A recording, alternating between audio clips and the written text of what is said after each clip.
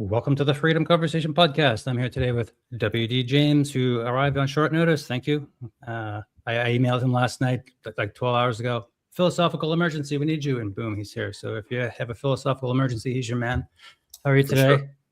How are you, W.D.? I'm doing well, and thank you for the invite, even though it was late. That's fine. It's better to be in, call me whatever you want. Just don't call me late for dinner. So, Yeah. W.D. is a friend. Good to be included. Yeah. No, I thought, well, maybe he would want to jump in on this if you have time. Philosophy teacher in Kentucky. Welcome back. Correct. Okay. Andre, you're in Montreal. What's up, buddy? How are you today? I'm fine. I'm happy that WD appeared like this to enlighten us. And we can have this great conversation. I'm happy to be here. Thanks to David. Our mutual friend, Harvey, had a car accident, but don't worry, he's okay. But I think the car might not be. Sleep there. He's fine, though. But he was going to join us. That's okay. Today's podcast is called A Grand Meditation on Transhumanism, Superintelligence and Super Hubris, Our Metamorphosis.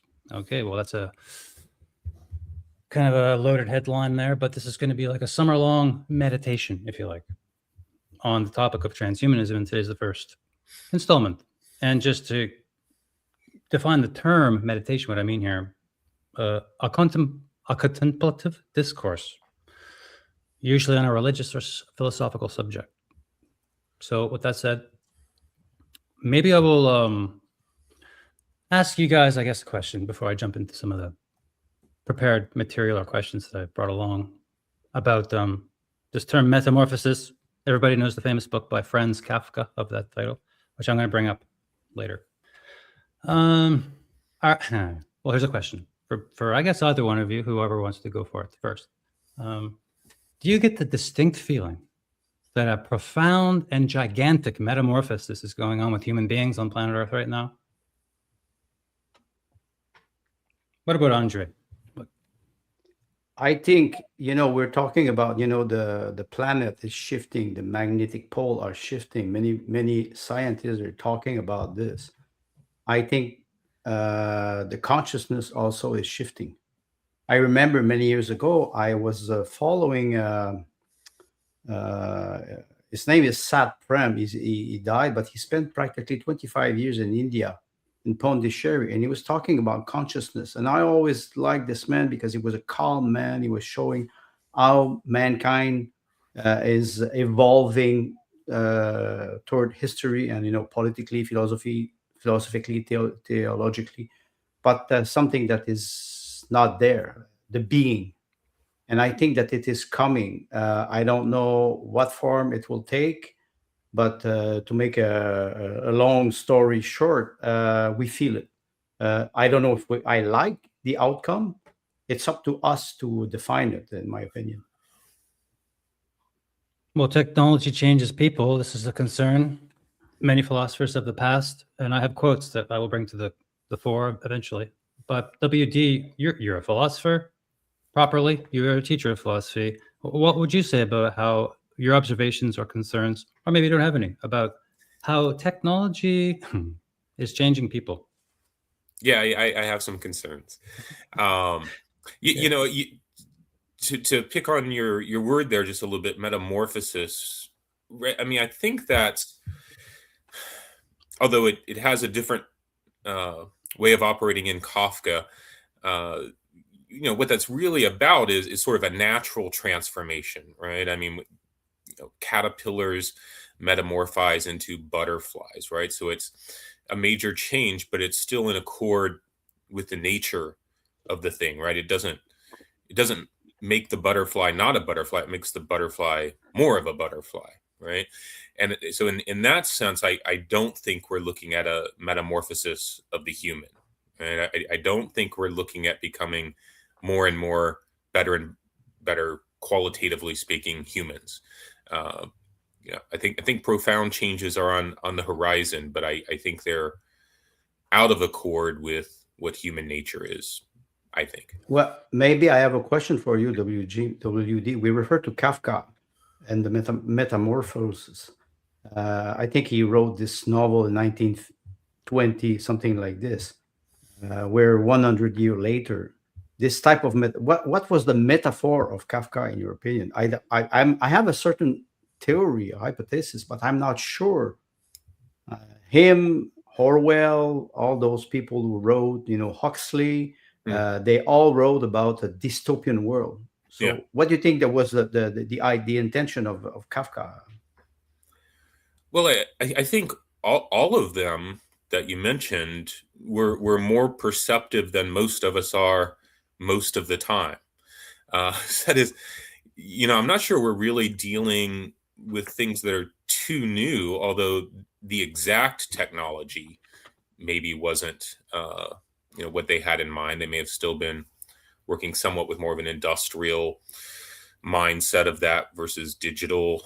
But yeah, so with Kafka, you brought up the big bug picture The big there. bug. Right. That's obviously not a fulfillment or of human nature, right? If we turn into bugs, right? Whatever the significance of a bug is, we would at least typically think of it as subhuman, right? If we have any sort of scale, we'd say bugs are subhuman.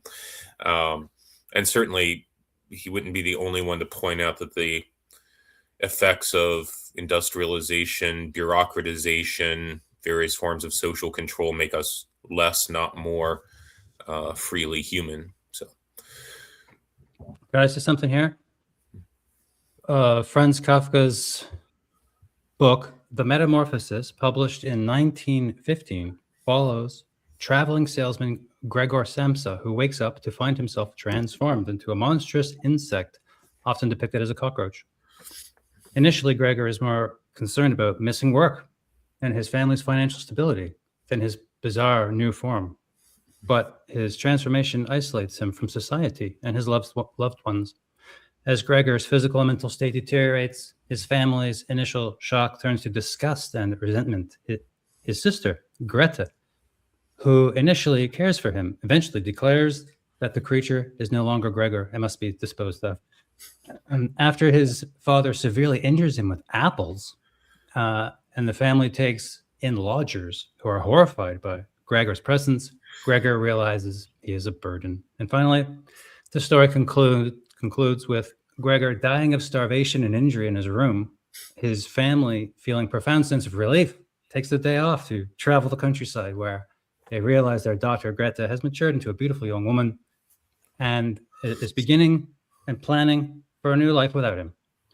This novella is a seminal work of modernist literature exploring themes of alienation, identity, and the absurdity of existence.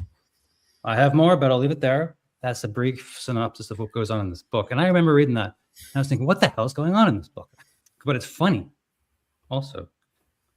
Well, the sense of irony in Kafka is unbelievable. You can think about the trial or the castle, how he plays with the emotion of character. But you mentioned something very important: alienation of man through work. Because he's more at first in the novel, he's more concerned about his work, how his boss will react. He missed work. So it was 1915. The post first or second industrial revolution. I think he was concerned about the path of technology, and we are in this 100 years later. I'm not sure that Kafka would have understood where we are now. Maybe Orwell a little bit later with 1984 understood what was coming on. I saw a small interview with Peter Thiel, the CEO of Palantir, and he talks about big data.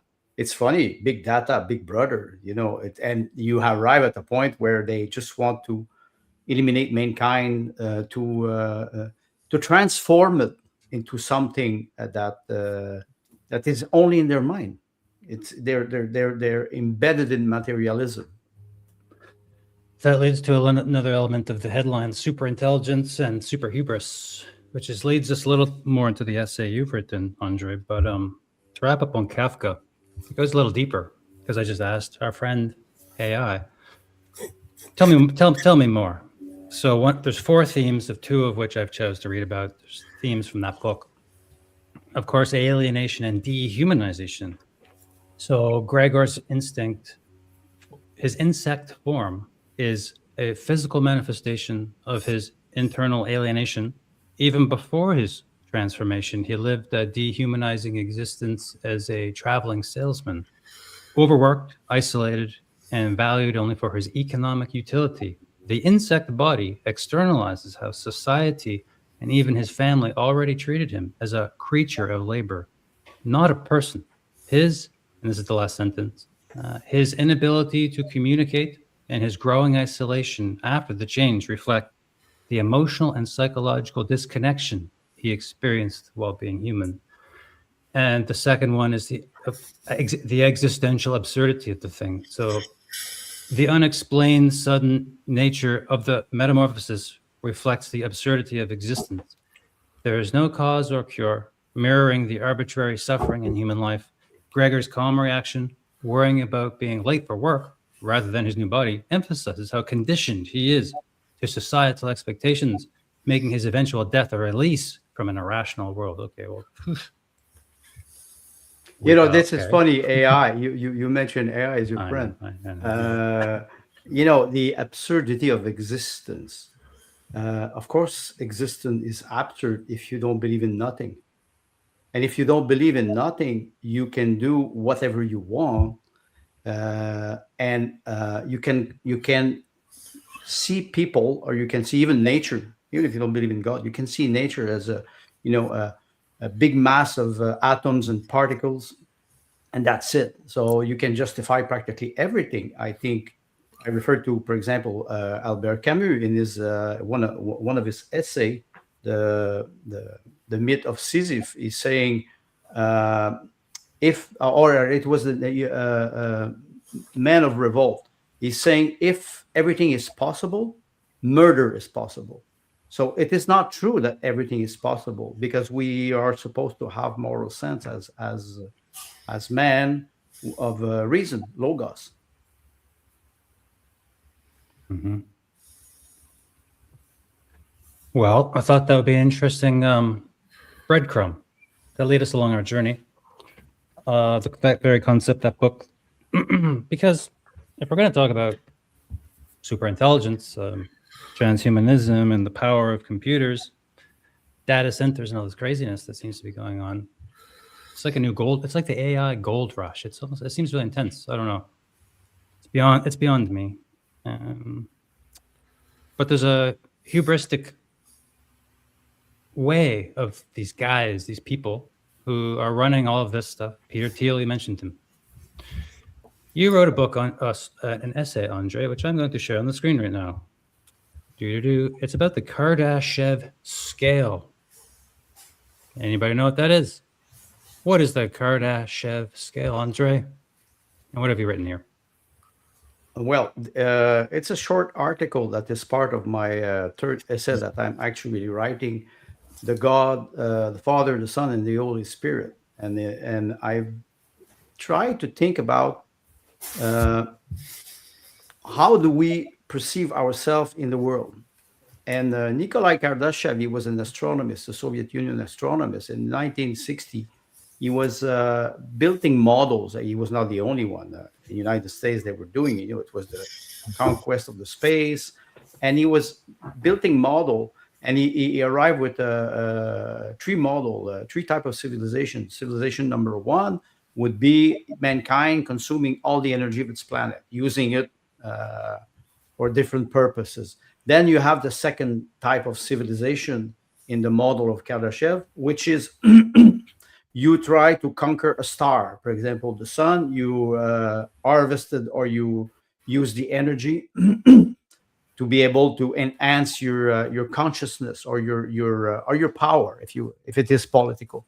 The third one is understanding the meaning of the world, meaning the Big Bang, the universe. So he had three models, and it is what, and he's trying to understand how people are consuming energy. We talk about energy, and maybe we'll talk about that data center later. But the huge amount of energy is consumed. So Kardashev was concerned about this. It was the Soviet Union against United States, the race, space race and everything.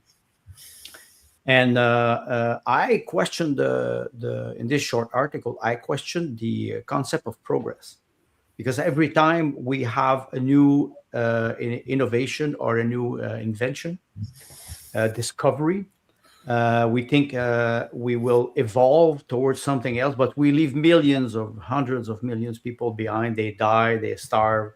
I don't see any type of progress when you leave people behind. There's a small quote that I like from Emmanuel Levinas. He was a Lithuanian philosopher.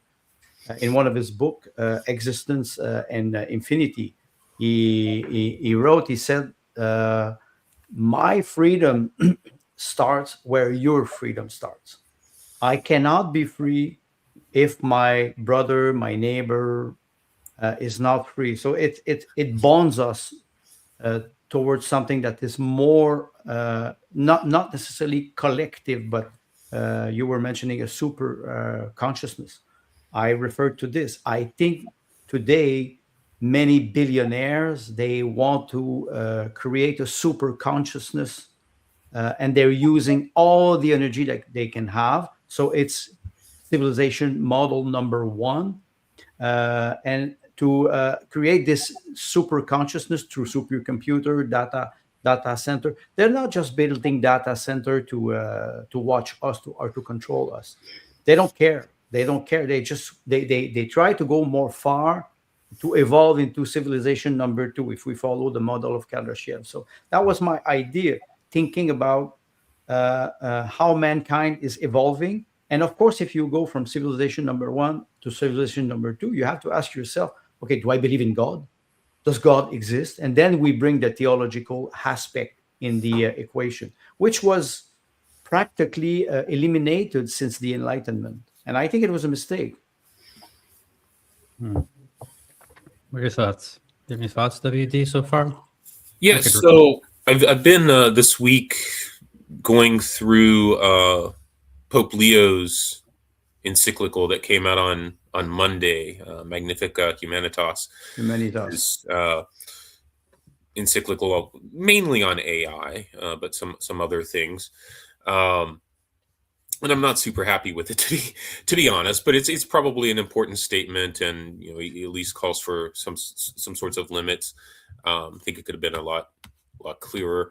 But there's a passage that I think relates to this conversation directly, if I can share it here. It says, Leo says, the quality of a civilization is measured not by the power of its means, but by the care it is able to offer, by its ability to recognize the other as a face, not merely a function. Right? So this whole idea that we want to measure progress quantitatively and not even intelligently, right? I mean, even if progress were simply a material process, you would still want to talk about efficiency in there, right? I mean, that is getting the maximum benefits from the least inputs, not right. This, the idea shared in Andre's essay that you measure progress by how much can you consume. I mean, that does fit our modern civilization. I think that is what it's structured around. But even on materialist terms, that's not smart, and viewed from a broader and more humanistic perspective, it's certainly lacking in wisdom, right? Which pretty much all traditional cultures really valued qualitative development of the human, not can we magnify their powers, right, through smartphones or computers or AI or whatever it might be, but do they become better, right? do they understand better what it is to be human? And that would be like genuine progress, right? Because that's consistent with our nature, to get back to the little bit of a point we were making earlier, right? If the point we're moving towards isn't arbitrarily set, right? If it's grounded in our actual existence, then progress means our actual existence getting better, right? Which is certainly not equivalent to can we consume all the energy of our solar system? Right? Or at least you'd have to make the argument that the one somehow translates into the other. But yeah, so completely with Andre on Well, his observations. WD, you mentioned something very important, efficiency. And I write this in my short article. I refer to efficiency. Kardashev was a Soviet Union scientist, 1962, 1963. So it did not surprise me to see that they were measuring the type of civilization only based on energy or I would say mechanical processes. You're right, and I like the idea of Pope Leo. What I'm seeing always with not only the Catholic religion but most of those religious institutions, they lack political strategy. You can say, okay, it's nice to have a society that cares with each other, Yeah. but how do you do it? How do you do it? And there's no critic in the encyclic of Pope Leo, or they are very soft critic, especially when I think about Peter Thiel when he's saying, okay, we will transform mankind and we will transform the soul. I'm sorry, you don't even believe in God. Why would you believe in the soul? Why you talk about the soul if you don't believe in it? Yeah. Transform transform matter, but don't talk about what you don't know. When I question AI, for example, I say, start by defining intelligence. And many people, they say they cannot. How can you, if you cannot identify what is intelligence, how can you pretend that you have artificial intelligence? So Right. it is, I agree with you. It is very good. It's a good text. I read it, but I'm like you. I was quite disappointed in many aspects. Yeah. I mean, it's got its strengths, and it's good that some, basically global organization puts out a statement saying there should be some sort of care taken and some limits set. I mean, that's great. I think we needed more than that, and we didn't get the more that I was looking for, but I didn't really expect to get it either.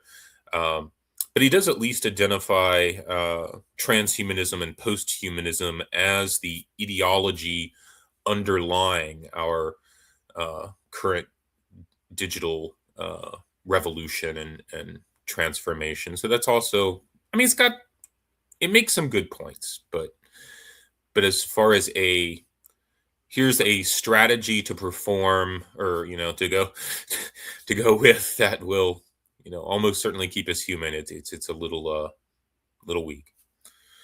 Pope Leo schooled the tech bros on Tolkien. The Holy Father referenced The Lord of the Rings in his encyclical about AI, an expert troll of tech billionaires who keep misinterpreting the series. Anyway, bit of a gaffe. I actually had that in my bookmarks as something I want to talk about on the podcast someday. And I thought, well, here's something Anyway, they're goofing around on Wired magazine. This is propaganda, making light of serious topics, actually, in my opinion. But anyway, we'll let that one go. Bit of a lighten up the topic a little, maybe. Trolling, haha. Yeah, we get it. But intelligence, and what the hell is it? We're going to talk about that probably later because I have a hypothesis, and we'll see how that goes. But we'll put a pin in that. What is this intelligence they're talking about? And forget super. Okay. Let's take a look at this article that Andre wrote. I will share it. Right? No. I'm going to read one paragraph, and we'll see how we do here. See if this provokes any further conversation. Humanity is said to have reached an unprecedented technological level. Yet, we also observe a collapse in its morals, beliefs, and integrity. In short, a decline in its very humanity. Thus, if we measure the world by how humans treat one another, we can certainly conclude, using the Kardashev scale, that humanity has not only failed to occupy its entire habitat, but is also reaching an unprecedented level of destruction. Nothing must be left fallow. And I looked up that term, fallow. I mean, I know what it is. I'm a farmer. And maybe we can talk about that term once I'm done reading this. Nothing must be left fallow. Everything must be transformed. matter as well as life. Nothing must retain its original purity. The example of DNA modified by patented substances called vaccines demonstrates the extent to which humanity has succeeded in destroying everything God created. Well, that's a light note for a Sunday afternoon. Let's talk about that, why you chose this term fallow. I looked it up to find out if there was any other meanings to it besides what I think most people know. It's just, if I didn't plant anything in my gardens, grass would grow, the fields would go wild. This is the fallow, just allowing nature to just go. And I looked it up, but this is literally all it means. So I thought it was interesting use of that term there. Well, why I use the term fallow, it's the translation of the expression in French, en jachère, meaning a farmer will will work one part of his land and will let one part of his land rest so they can regenerate. And during Soviet Union, it is funny because with the new economic policy, they forced all farmers to work all of their land. And after that, you had a great famine because they were saying, okay, this year we have a lot of potato. That's great. The year after, the land was completely sterile. So you see, that's why I refer to everything as to be measured, controlled, monitored. Every time you wear a smart watch, everybody has to be connected. You can, when you follow, I use this word follow, I refer to meditation. You sit back and you meditate. You look at nature, you pray God, you look at your children, you look them grow, you ask yourself, they will become adult one day, they will replace me, what happens? So you have the time for meditation. When I say humanity is losing its humanity, it's because they harvest everything, they leave nothing for meditation. So when I hear Peter Thiel talking about transforming mankind, the soul, I tell myself, this man doesn't know what he's talking about. He's talking like a classical capitalist who wants to make money out of everything. The same thing with Larry Fink with BlackRock, and I think it was the CEO of JP Morgan who said water should be privatized, and it's not people should be restricted in water. In what next? Air. We will breathe through a gas mask. Those people are so lunatic that it looks practically like a parody. This is where I don't take them seriously. The danger is because they are very rich, and because I can refer to Michael Jones when he's talking about what is truth. Well, today truth is the opinion of the powerful. I cannot have what I say is not true because I'm not rich. I don't have the means to convince people. I remember 2011, Bill Gates in front of millions of people was talking about what happened in 2020, 21. We will depopulate. He didn't say it in this word, but we will do a good job with the vaccine. We arrive at a point we say, how come? Are we that stupid to elect those people? No, we're not. They're not elected. They're selected. That's the big difference. I guess the thing with the post-human civilization is that people just aren't paying attention and don't care also. Who cares? But it's not even that. Post-human is just like nobody's home. Of course, it's good to just whatever, do what they want. Everybody's WD mentioned something about the encyclical of Pope Leo, the face, not the function. I think that's very important. Recognize people. Yeah. Going fallow of technology. I love that. Which is impossible, right? From the larger something is, the harder it is to see faces, right? I mean, if you think about a company with 50 people, I mean, everybody knows everybody, right? And so that company's gonna, it's gonna have to make economic decisions and go in this direction or that direction, and that'll be done according to whatever values they decide. But at least they know who's going to be impacted by those decisions. But you get up to a corporation of 10,000,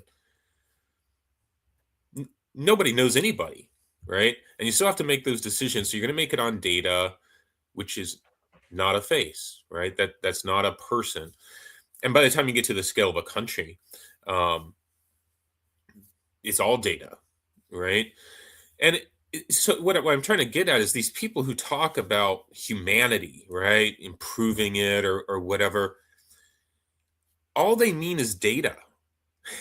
They don't mean people, right? They can't mean people because you can't talk about affecting the whole species in a way that is nuanced enough to capture each person, right? So and hubris, I think, was in the title of this episode. I'd suggest that a wise way, if you're going to approach the subject of humanity, is to be very humble, right? Knowing that you cannot understand the implications of acting upon humanity, right? But we have no humility, right? To think that you can design humanity is almost the definition of hubris, right? Just wanted to make that sort of simple point, right? We used to, at least some people used to hold out this line that, I mean, it was conservatism. This was the basis of classical conservatism, is things like societies are so complex and they develop over such lengths of time, you have to be very careful with them, right? You don't want to go be making big, huge changes because you don't know what you're going to do, right? You don't know what kind of catastrophe, oh, well, let's just farm all the land this year. Well, then you get a famine, right? Although that should be predictable. But yeah, so I just kind of wanted to make that point that the whole project of even thinking I or we can shape humanity has left all humility behind pretty much by definition. Yeah. Well, the definition of hubris: overbearing pride or presumption, arrogance.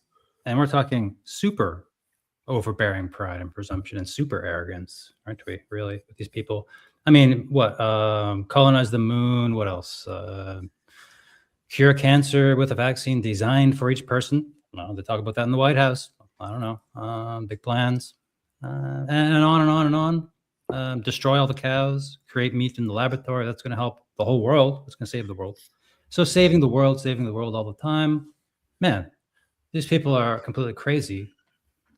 There's a concept in the Torah, which is called tikkun olam. And tikkun olam, it is a way to repair the world. Jews who follow the Torah, they use the tikkun olam because they pretend that the world was made unperfect by God and they want to repair it. So the idea that they want to transform it is in their agenda. I think you have two ideology that are opposing themselves. You have the first ideology that God or a super consciousness or the Big Bang, if you don't believe in God, created something. And whether you like it or not, it is perfect, not perfect. It's not the question. It was created. Something was created. And if it was created, you need a creator. You have the other ideology that opposes that and says, it is the Big Bang. It is not perfect. We will make it perfect. And we will make it perfect based on our image. I like the idea of anthropomorphism. They built robot, but you built a machine. You don't have to make it like a human. You don't have to. It's WD was referring to efficiency. Sometimes you try to build a machine to replace human labor, for example, but you make a robot that looks like human. Why? You don't need this, but they need it because they want to create something that resembles us, or they want us to believe that robots one day will be like us, or we will be like them. Even now, they're talking about rights of robots. Yeah. While you look at billions of people who don't have human rights, actually. So they are, always going forward in the future without even taking care of what is happening today, here and now. Sounds like it's all a big scam, actually. Gigantic scam. Let's just trick everybody and create a hyper reality, overlapping layers of media constantly, and no one will know up from down ever again. Then we'll do whatever we want to them. Quite simple, really. Well, we could move forward. I have some more interesting thoughts. Let's read another paragraph from Andre's essay. Here we go. According to Nikolai Kardashev, Type 2 civilizations are capable of colonizing space and consuming the energy found there. The leaders of our world would like, in reality or in fiction, to conquer interstellar space and harness space energy to increase their control over the universe, but they would also like to use this stellar power to more decisively enslave those who consume the terrestrial energy necessary for space exploration, drastically reducing the world's population in order to recover the energy consumed by humanity to colonize other planets with parasitic elites. Now that's a pharaonic project worthy of the 21st century. It's a bit of a, there's a lot there. And you write in French, then translate to English, right? I mean, say more about this. I have questions. Well, like I said, it's quite simple. You want to conquer universe, okay? And or when they say we, I think WD mentioned it. The we. Who are we? It's not we. It's not David. It's not WD. It's not Andre. It's them. Yeah. They want to do it. Do they ask us any permission? Of course not. We're just either peasants or, like we were referring to Kafka, and we're cockroaches, and they can use us. That's why they want us to eat the bugs. You are what you eat. So if you start to eat bugs, you will have this, our mindset will shift slowly. And they are very good at manipulating the behaviors of people. Perfect. Inducing through advertisement, psychological experimentation. They do this since 100 years. We see it in many aspects. How do we resist? Most of the time, I disconnect myself completely. Okay, perfect. You've led us perfectly down the road I wanted to go. So the next on the list of things to take a look at here. Do you recognize this dapper young fellow on the screen here? Probably not. I mean, who would? It's an old picture. It's Rilke, the philosopher. Rainer Rilke. And I'm going to read something. I just picked a handful of philosophers I didn't really know much about. People I've heard of. I know he's an existentialist. And I just asked the computer. I said, hey, what did Rilke say about technology from his time? So he was around also, I think, 1900, something like that, the old days. Rilke's philosophy is frequently cited in contemporary discussions about technology's role in human transformation. His famous assertion that, quote, the future enters into us in order to transform itself in us long before it happens, end quote, is used to describe how humans internalize technological changes before they fully manifest in society. This idea suggests that technology is not merely a tool, but a force that reshapes human interiority and consciousness over time. 1 second. Yeah, that's the end. I have an emergency. Sorry. Yep, sure. He's got like 7 cats. One of them probably got something. So that was a mouthful from the philosopher Rilke. Are you familiar with him at all, WD? I'm not really. A little bit. I remember reading his poetry like back in college and he's associated with a certain sort of modern mysticism, though, right? That is, poetry was pointed in a mystical direction. But to talk about technology as a power and as having a course, or I would even say a destiny, that seems exactly right, right? And so so this idea that the future, the technological future, is busy at this moment reshaping our interior existence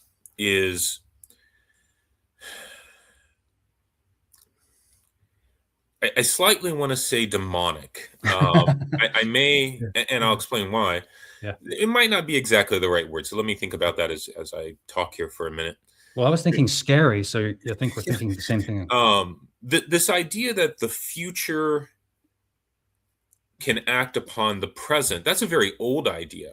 That's Aristotle, right? That's the idea that we have a final end. That is, human beings strive to become better and better human beings, right? So out in the future, as individuals or as societies, we hope to become better, and that draws us forward and hence shapes what we do now, right? So it's sort of he calls it final causation, which modern science gets rid of because the future can't act directly upon the present in like a mechanical way, right? But that would be a very naturalistic and a very humanistic way of thinking about the future impacting us now, right? So I might be I'm a high school freshman football player, or whatever sport, right? But I have this conception, as do my coaches, of what a really well-developed football player is, right? And so that conception, which is projected out there, is acting on me now, right? My efforts and my coach's guidance are based on that thing that I'm not yet, but which I could become, right? How do I fulfill my potential? I mean, that's very, very wholesome, right? This seems like a substitution for that, right? A technological future which doesn't represent my perfection, right, acting upon me. It acts upon me to shape me so that the future technological condition can come about, right? And hence, that's why I would say, not hesitate too much now to say that it's demonic, right? So that the idea that the purpose of human development is not to become more and more human, but to become more and more acclimated to any foreign force, whether that's a technological force or a totalitarian political force, whatever it might be, is anti-human, right? And I'm fine with calling anti-human things demonic, right? That's so. Does that make sense? That Absolutely. Yeah. So it's like this inversion, right, of the natural and the healthy, so that ultimately it's the interest of technology and it developing according to its logic that is served, right? Yeah. It's like a cold logic. Like there's a coldness to the intelligence, the kind that maybe these people do have, but also the kind that they're programming into the computers. It's a cold intelligence, isn't it? It's interesting. It's not a human intelligence at all. No, but they go to the trouble to make it mimic human intelligence, right? I mean, your AI will suck up to you, like on purpose, right? So that you're more engaged with it, more willing to accept the outputs that it's, right? I mean, that's part of the design model is for the answers to be acceptable to the user, right? And acceptable means, well, if somebody tells me that idea I just shared is a really smart idea, oh, I find that pretty acceptable. Or if Andre, yeah. Oh yeah, WD had some fascinating thoughts about this concept of Rilke, that the future actually enters into us through some technological power that to shape us, and maybe even a demonic-esque way because it's unwanted and undesired. And I think about the self-checkout system at the grocery store. I don't want to do it, but sometimes you just do it because it's quicker. So in some sense, maybe the future is it's all going to be robots, and I'm ready for that. Yeah, maybe that's more concrete, and we're trying to be more meta with Metamorphosis. But do you think it's a demonic thing? That's what's going on at this level of technological change, at this level of human metamorphosis that's going on? Clearly, is it demonic, or is it just a natural way of things? And here's a little bit of a theory I'm going to throw to you later, and I'm working my way towards Dyson spheres. I'm going to sound crazy when I bring this up later, but my theory is that intelligence and in technology, when they emerge in the universe, Intelligence could emerge in other planets. But when technology emerges with the intelligence, the end of life begins to unfold for that civilization. Anyway, over to you. Well, first of all, I apologize to your viewers. I had an emergency. 2 dogs were chasing my cats outside. So I practically end up with a fight with the dog owner. But anyway, that's reality. That is reality. You connect with a human being. I was about to have a fist fight that I did not provoke, but still, one man arrived. Everything went okay. But I think WD refers to something. The future is transforming us. We are transforming the future. We are creating the future. Then if we let the technology influence us and change our mind, or I would even say our soul, our belief, we have to question this type of process. I think it's important. That's what we don't do. Yep. You were referring to Rilke, and he was a poet. So poet, they have this tendency of, they have intuition. There was a French philosopher, Gilles Deleuze. He was saying philosopher, they create concept. And he said, writers or poet, they create perception, intuition. They don't necessarily understand what is happening, but they feel and they write about it. And I think we can create a very beautiful future if we have the will to do it. Not necessarily, changing it. Why do we have innovation and progress? It is quite fascinating to see that they always bring us a new smartphone, something that will be better. It's always better. It's never better. First of all, you look at a smartphone. Who uses more than 5 or 10% of the device?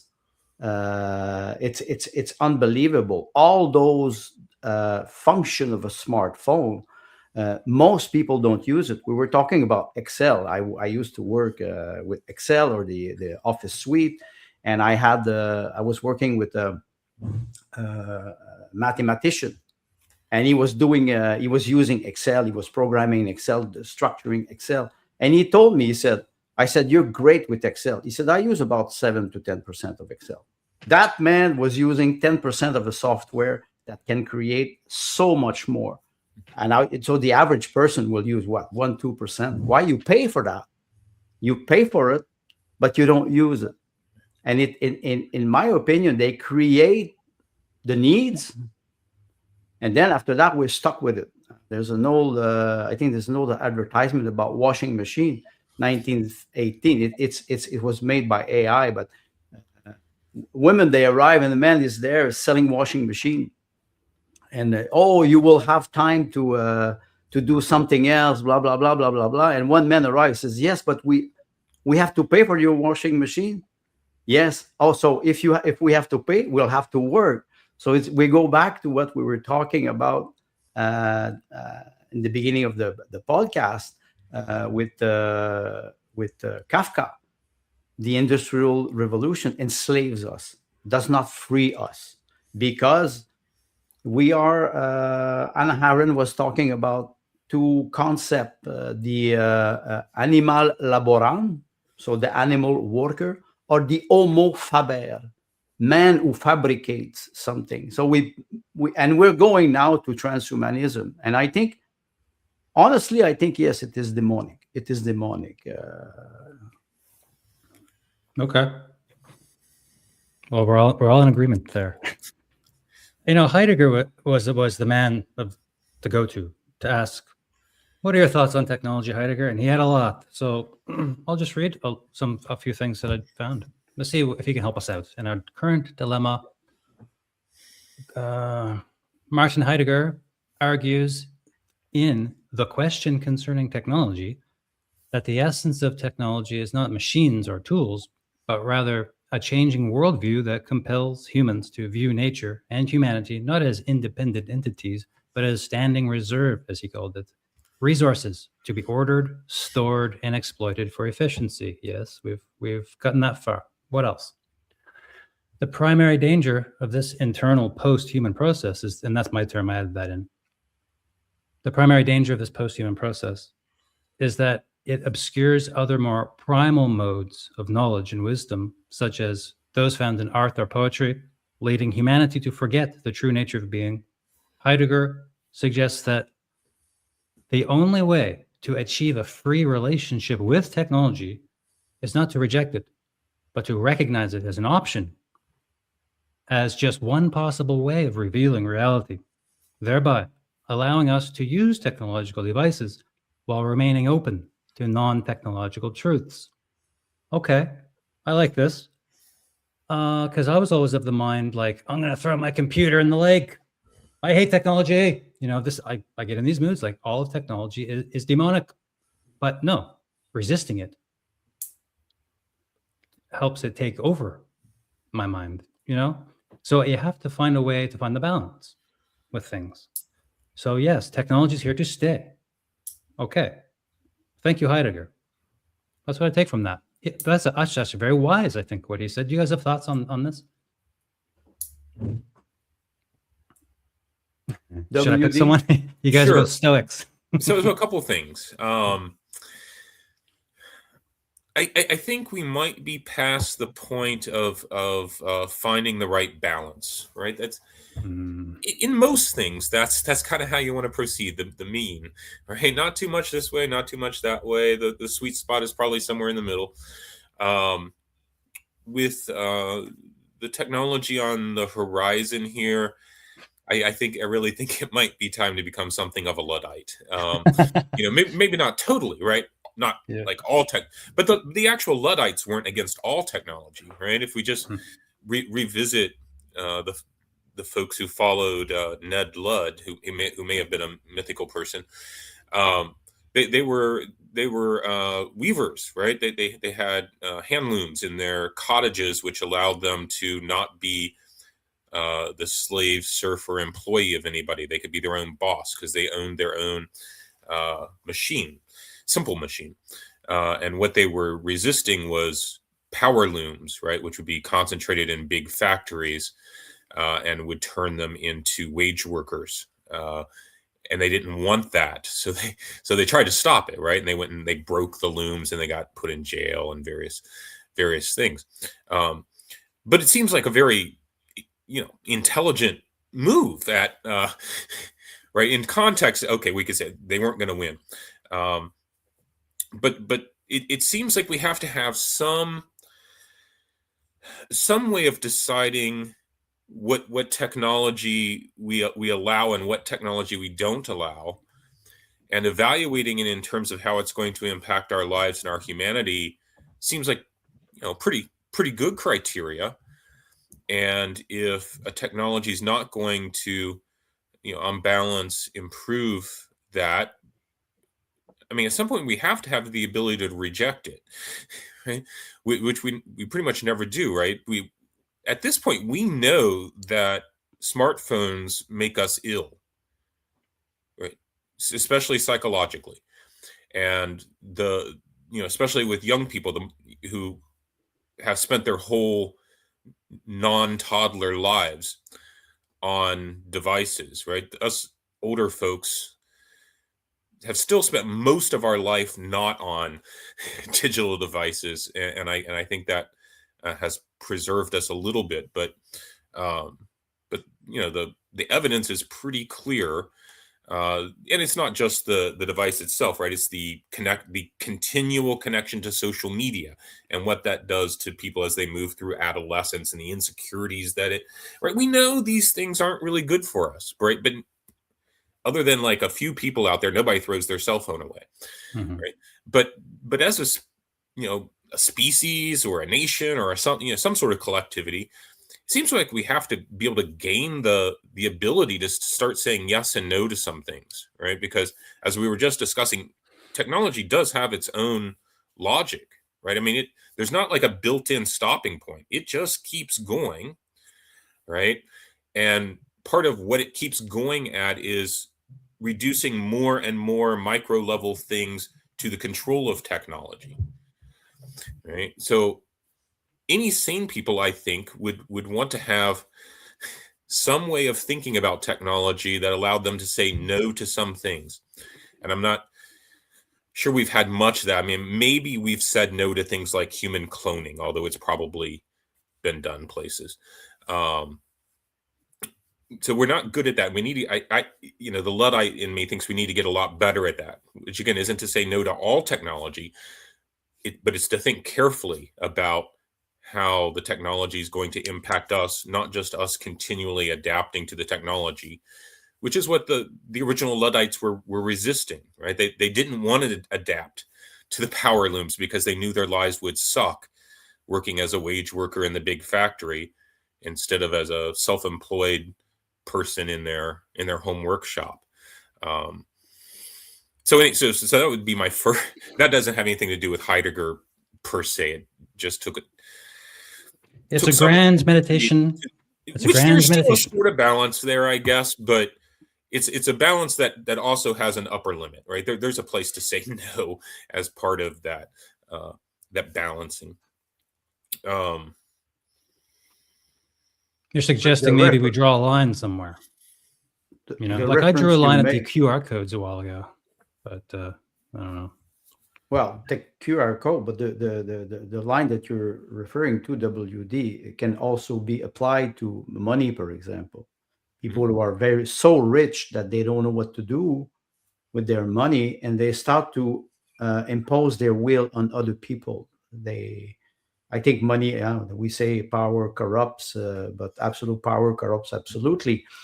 You mentioned something important. Yes, if we want to draw a limit, we need to go back to ethics, and we need wise men. Do we have wise men today who will discuss about safeguard, how we can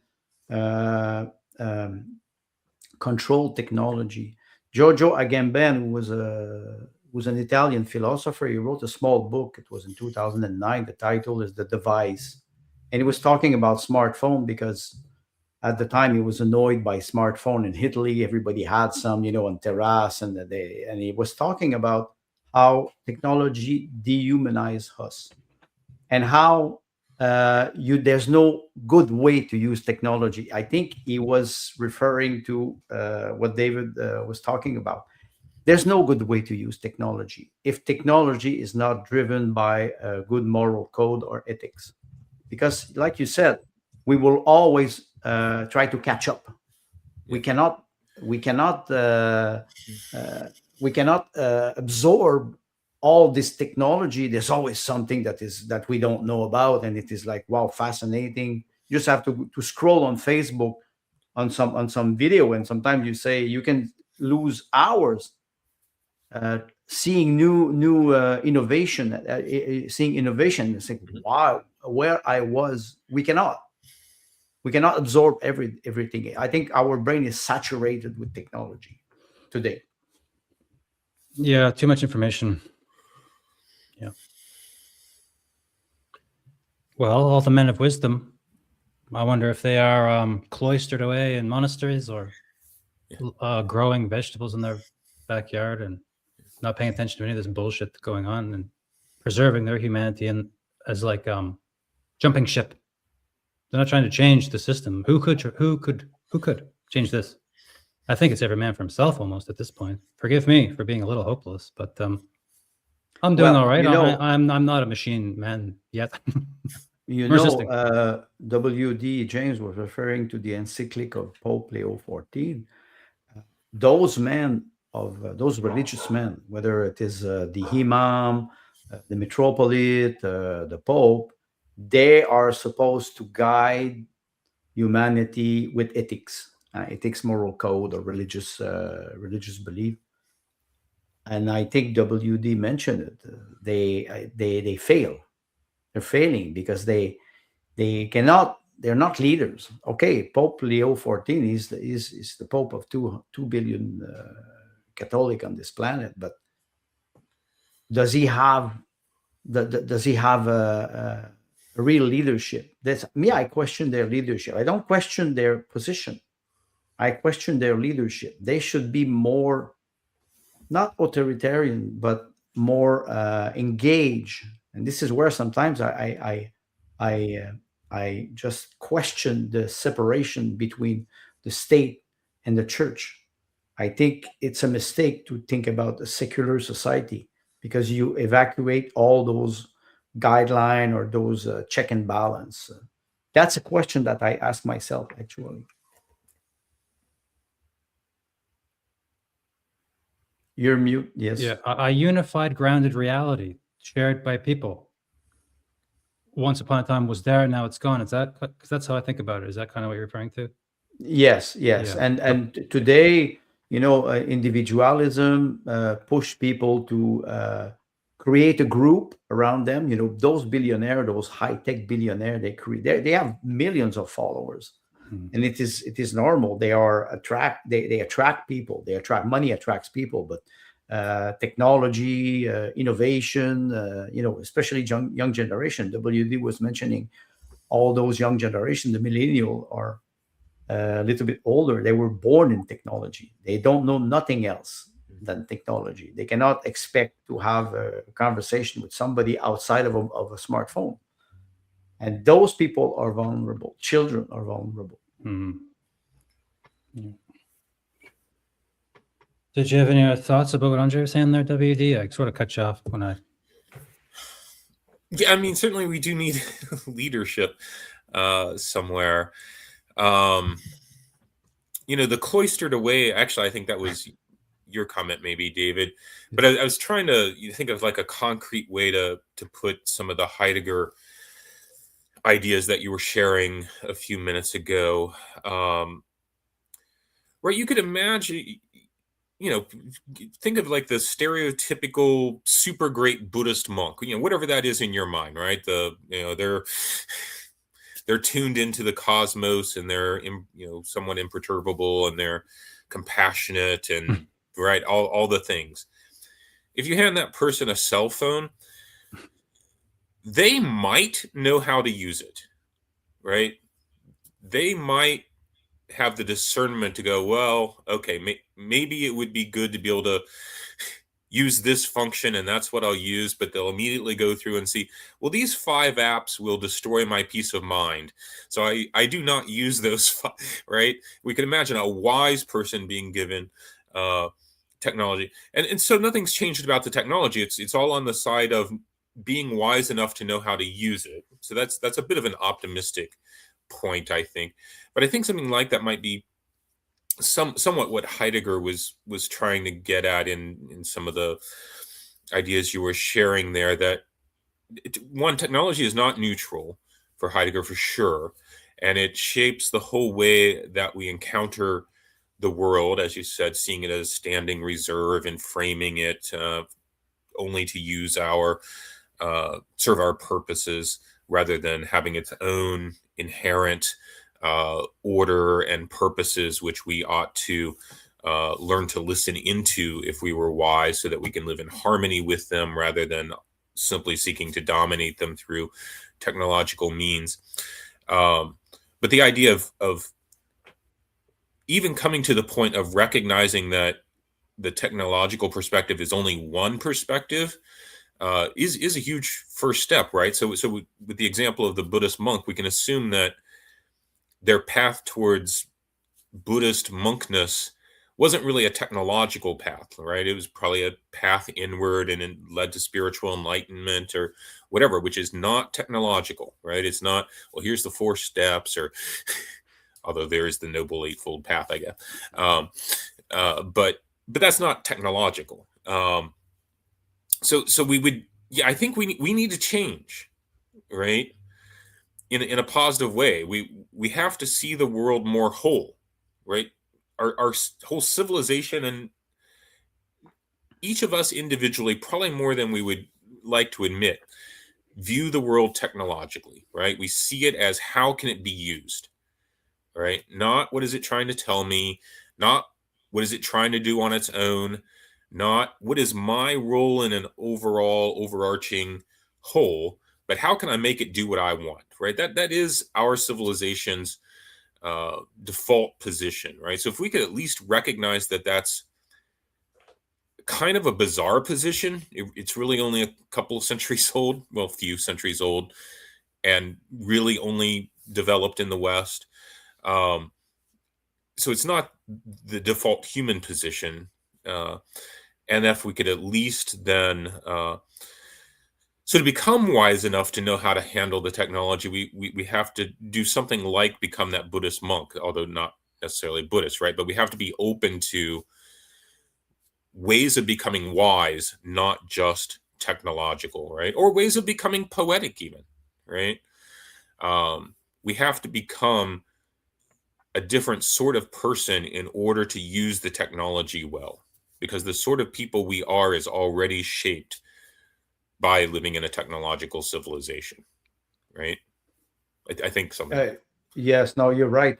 We are shaped by technology. I had a conversation with a friend, and I was telling him we are all globalists. He said, "What do you mean?" I said, "All the means of production are global. I can have everything I want. I just have to go to the supermarket. I will buy avocado. I will buy orange. I will buy." Yet I'm in Quebec. I don't grow them, but I can buy them anytime I want. So we are part of this system, this global system. How can we? I think about global knowledge.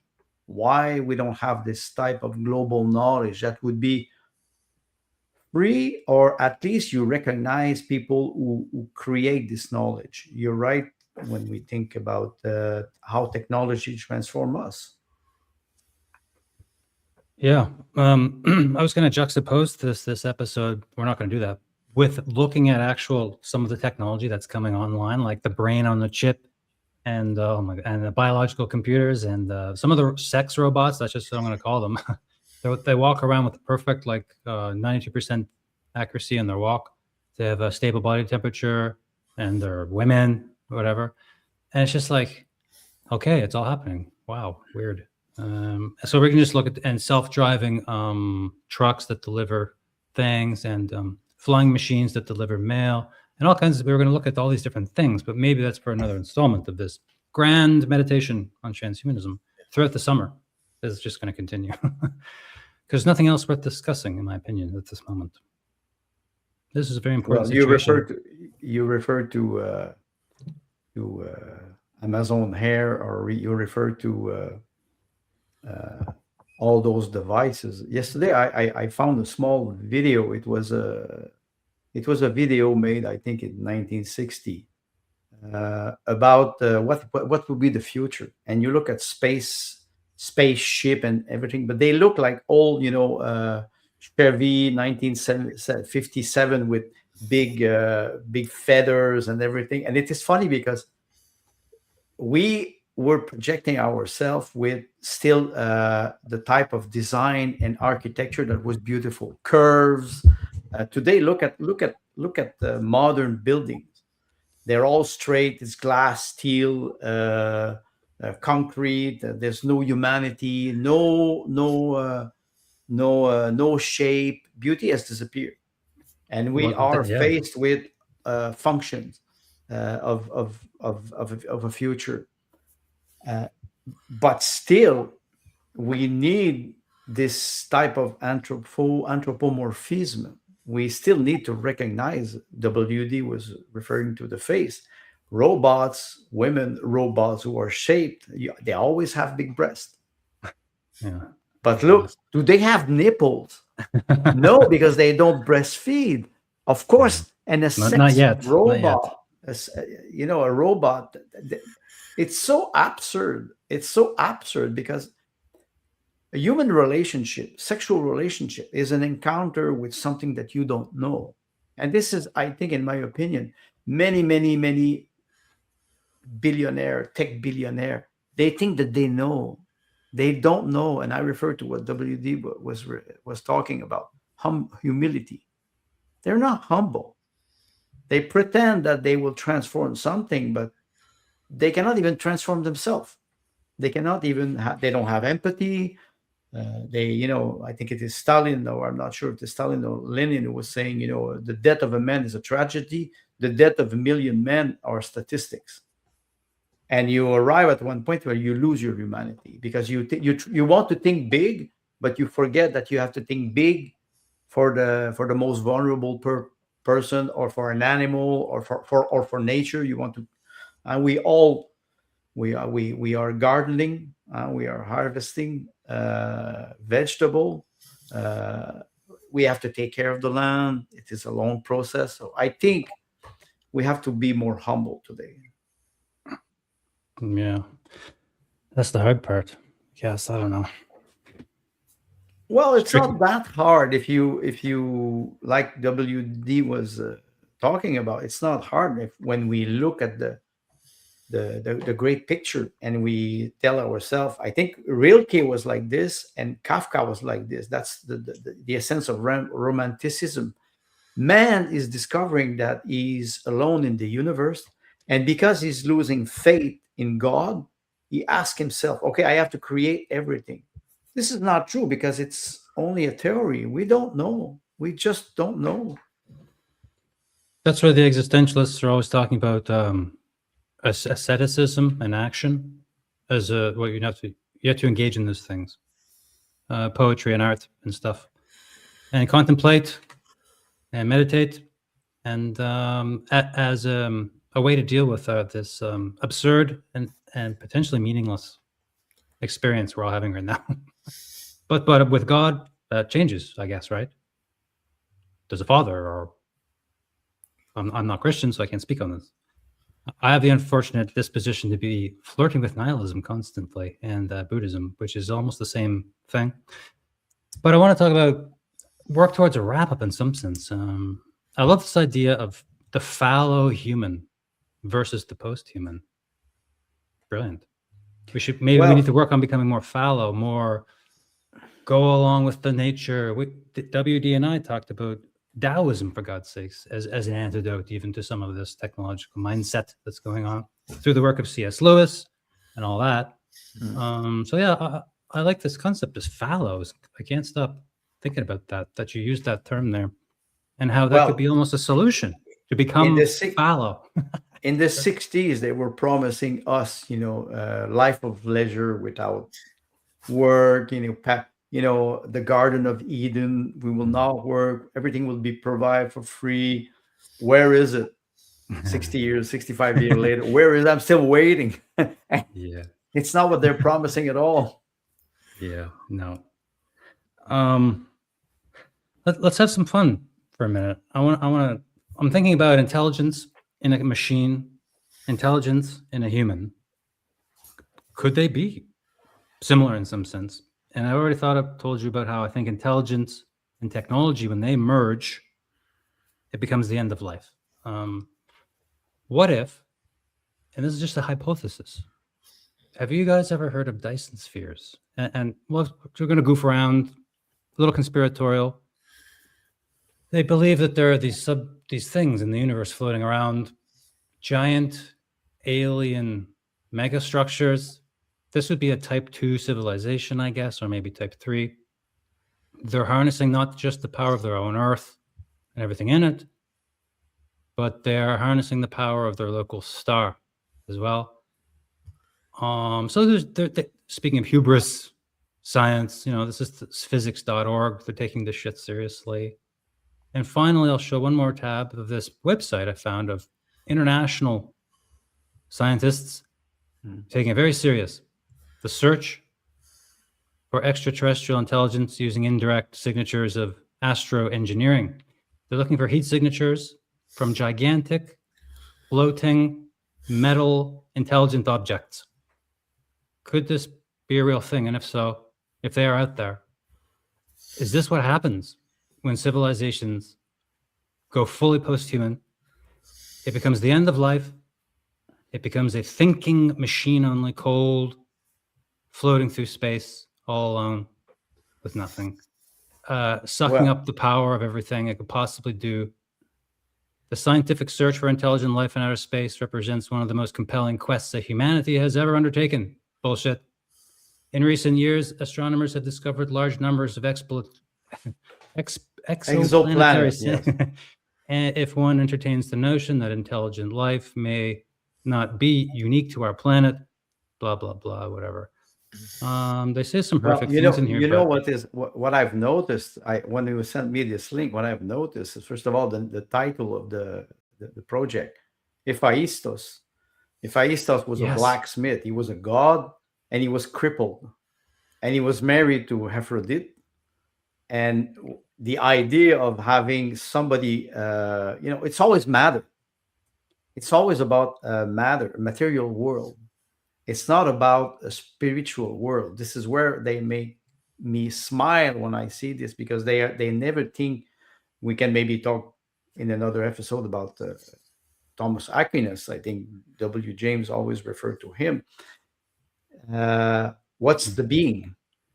That's the first thing. The second thing is, the exoplanet. It's outside of us. Anna Haran, in one of her book, I think it's In the Human Condition, she was talking about, if we conquer another planet, we will not be human anymore. We will be extraterrestrial. Mm-hmm. And this is something that we have to think about philosophically. Yes, and I'd like to think about how that will transform us. If we become, for example, citizen of Mars, we will be Martian. And people, let's say, when we can even talk about immigration, I immigrate to Mars, and then I get married, and my wife gives born to a Martian. Not those are thoughts that we have to discuss, because it will change our way of thinking. Mm-hmm. And if you introduce God in the equation, it's even more complex. WD was saying that the world is so complex that we should not reduce it to our simple view. This is the most difficult part, because we all have an opinion on reality. Yeah, and just real quick about the fact that I love it when they name things after these gods, because it says here, Project Hephaistos, named after the Greek god of blacksmiths who crafted much of the magnificent equipment of the Olympian gods, such as, and this is the kicker, chariots, weapons, and even automations. Yes, exactly. This is what, when I saw this, and Hephaistos, he was married to Aphrodite, and he was always jealous because he was crippled, and Aphrodite, she was cheating on him. So he was also designing machine to punish people. Oh. This is quite interesting. I think if I recall, Procustus, I think he made the bed for him, so he could, you ask somebody to lie in the bed and you cut the feet because they're too long. So that's in Greek mythology. It's interesting that they always go back in the past to use those half god or semi-god creature or character to name their project. Yep, I just love that. Go ahead, WD. That's a lot. Over to you. Aliens. I don't know. Yeah, I don't know where to start with. We're just having some fun goofing around to wrap up a bit. But what if, man? What if maybe those fucking things are out there, and that's our destiny? Maybe, in theory, if a transhuman nightmare world develops, it will destroy all of life because we're just useless. Why would they want us? Yes. Robots. They have no use for us. Most of for the whole existence of our species, pretty much, we've imagined utopias, right? We might have set them in the past in a golden age, or they might be set way in the future as, some sort of consummation. But for the most part, they all looked like gardens, right? They didn't involve mega cities, right? It's all the dystopias that imagine tall buildings with robots and Big Brother and all this stuff. That's never been our dream. That's always been our nightmare. But we're building it, right? But the dream was always a garden, right? That had the right balance between connection to nature, but humanizing it, right? In order to fulfill our higher capabilities, right? That's what a garden does, right? I mean, it doesn't work without nature, but it wouldn't be a garden if you just let the weeds grow either, right? It's the creative interaction of both, and which in a sense both become better, right? You get rid of some of the weeds and you cross-pollinate your plants or whatever, and you get prettier and prettier roses and whatever. And you learn a lot of stuff doing it. You learn how to cooperate with nature, and that makes you better. But we talk about, we would need wisdom, right? I think, I think of utopias, and that includes like positive myths and like the Garden of Eden and all these things I put in there. I think this was our collective dreaming. And I think our collective dreaming, we should take it really seriously. And I think a whole lot of what would constitute wisdom is included in there, right? Wisdom beyond what any single person has, right? It's sort of a collective wisdom, our collective dream about what good human life is like. And it's always been about the same, kind of garden-like, not having to work too hard, no oppression, and time to become poets or musicians or whatever, creative capacities we had. I don't see anybody offering us that. Right? They offer us a substitute for it. Sex bots. Well, we can't cultivate your soul, but we can get you a sex bot. We can't restrain our development so that we don't kill the planet, but we can get you to Mars. Right? That wasn't the dream. Sex bot on Mars was never our collective dream. Right? We need to learn our dreams again. Right? So what you're referring to, WD, about the Garden of Eden or the suspended Garden of Babylon and all those dreams that we have, when we look at all those tech billionaire, they, in my opinion, I think they're hiding the agenda of total control behind progress and behind Mars conquest, or, you look at science fiction, sci-fi movie, when they are on Mars or on the moon, and they're all under a dome because there's no atmosphere, they cannot breathe. But inside, you always have beautiful plants, and women are beautiful. You don't have crippled people. You don't have old people. It's only about beauty, but it's always under a dome. It's always protected. And I think they're afraid. They're afraid of the real definition of the word humanity. They're afraid of it, and they don't want to contribute. Sadly, they're rich, extremely rich. They could do good things, but they don't want to do it. Yep. I think that I've seen this in meditation circles, if you like, or meditation retreats, or hanging out with people who meditate, whatever. Sometimes someone new to the operation will show up and sit down and meditate, and you can see the white terror going on with them, just their bodies, peripheral vision, someone sitting up over there meditating, like just white knuckling it. And that's how it always is for people generally when they start. These people would never be able to sit quietly, observing their thoughts and calming down. They're psychotic people. They need to constantly be refreshed of their insanity and their power, to do crazy and crazier things and think and do more horrible things to human beings, children, and so forth. Yeah, it's demonic. I mean, there's no way around it. Like, if technology has a way of transforming us by its own nature, and you got psychopaths wielding it, it becomes almost like black magic to me. We're not going to go too deeply down that road, but that's for later. How dark does that side of the transhuman agenda go? We could talk about robots next time, maybe. Or we could talk about outright Satanism next time. Take your pick. The transhuman grand meditation process this summer is going to encompass all elements of the agenda. And hopefully we see another summer. Because it's happening so fast at warp speed, I feel like. I don't know. We'll see. I don't know.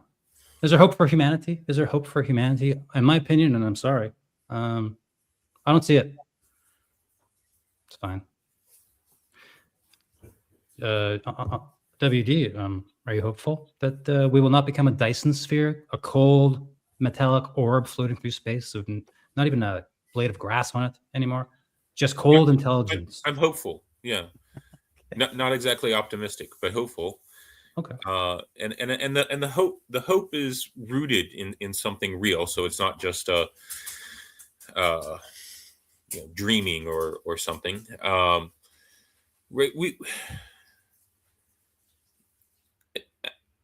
mean, at a pretty deep level, we know what it is to be human, right? We might have trouble bringing that up and becoming self-aware of it, and then acting in ways that are consistent with human flourishing in the world around us. But when something is really anti-human, I think we can sense that in our bones. So I don't think whatever grand transformational plans are in some people's minds, I don't think they're going to go smoothly, right? They may end up implementing them, but I don't think they're going to end up tricking us completely. We're not going to go willingly into the dark technological night and just be happy there. We may end up going there, and that could happen for sure. But we won't go happily, and we won't be happy, and that means there's the possibility of a different outcome, I think. Yeah, and Well, hopefully there's a God. Yeah, go ahead, Andre. I like the distinction you're making between being hopeful and optimistic. I feel the same way. Then maybe I can add something. You said maybe we will go into this dark technological world. I think we need to be more humble and more kind, but also maybe we need to suffer a little bit to understand what we're losing.